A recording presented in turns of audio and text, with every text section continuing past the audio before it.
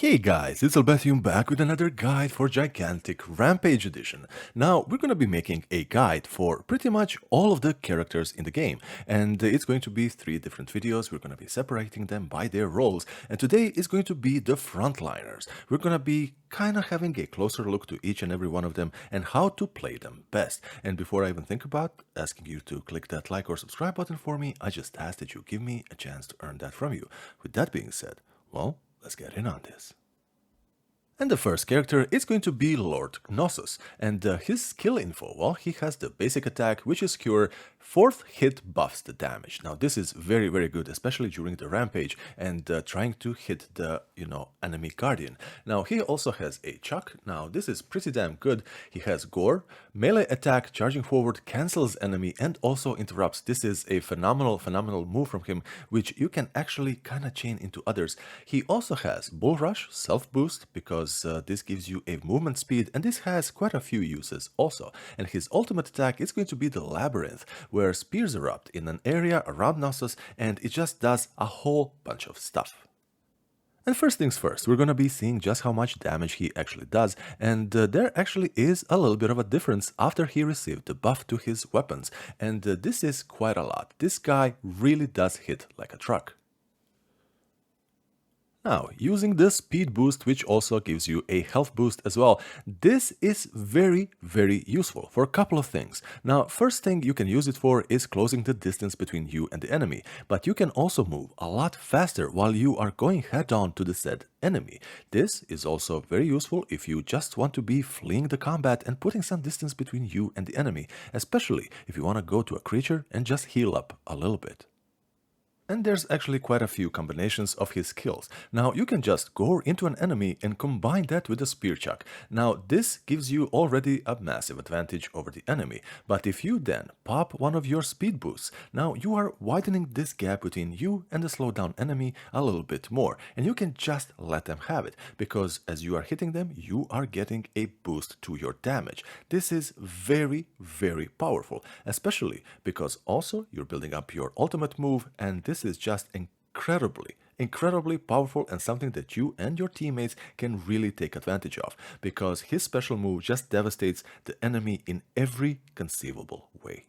So how is Lord Knossos best used? Now, of course, he is a frontliner, but he is not the best of frontliners. He does have massive damage, and that makes him absolutely amazing.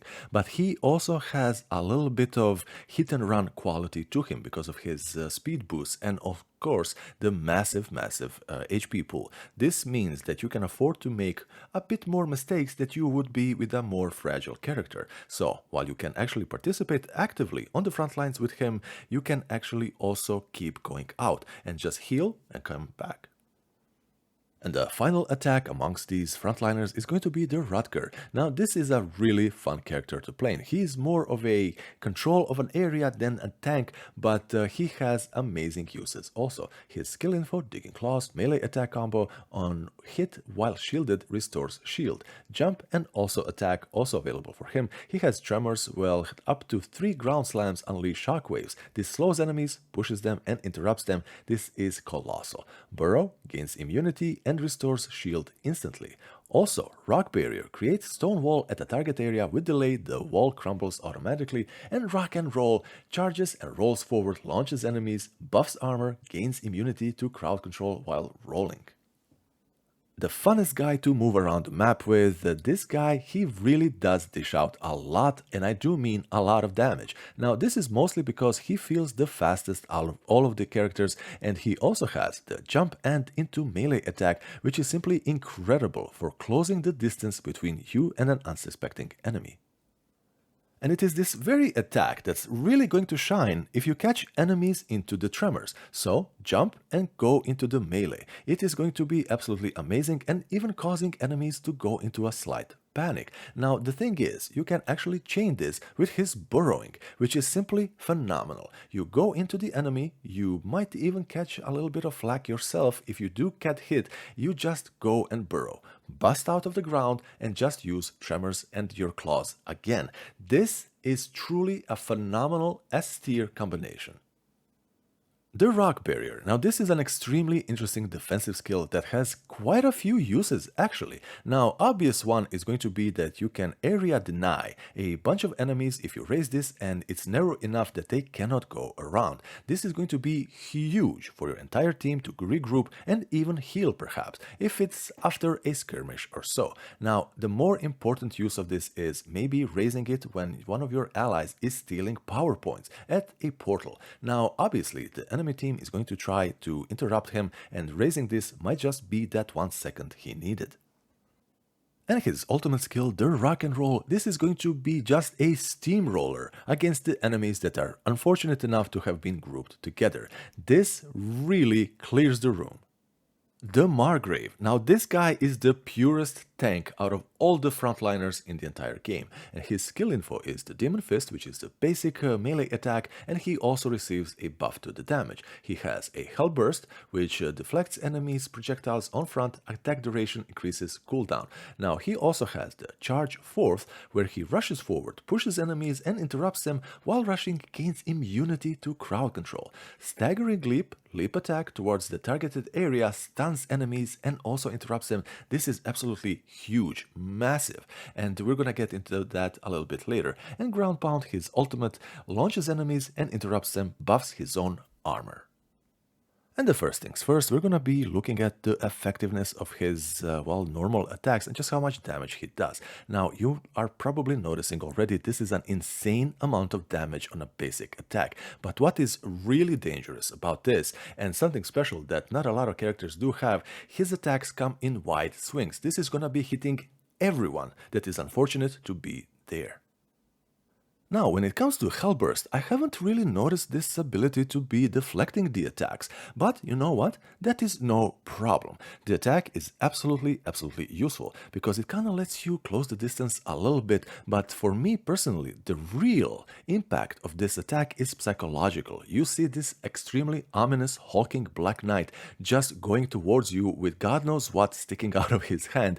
You are gonna be panicking as a player and then just making mistakes. When you make mistakes in games like this, it is pretty much a time out. And I mean that quite literally. You're gonna be waiting for your 10 seconds.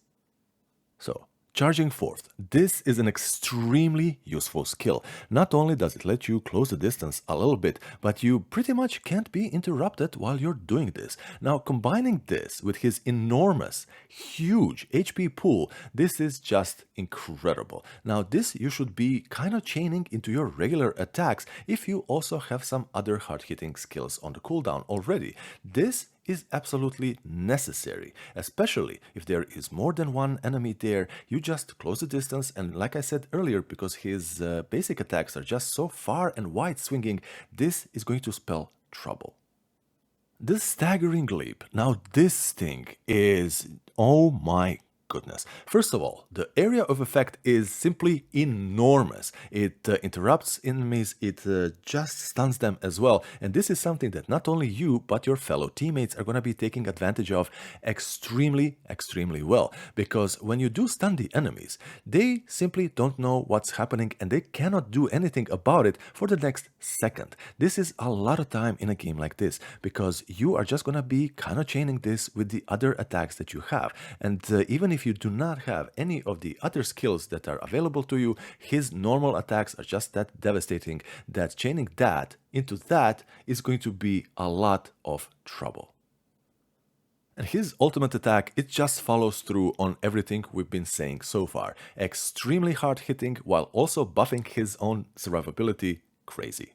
And we have Pakko. Now this guy is the cutest out of all of these frontliners, and it's not even that much of a contest considering how the rest of them look.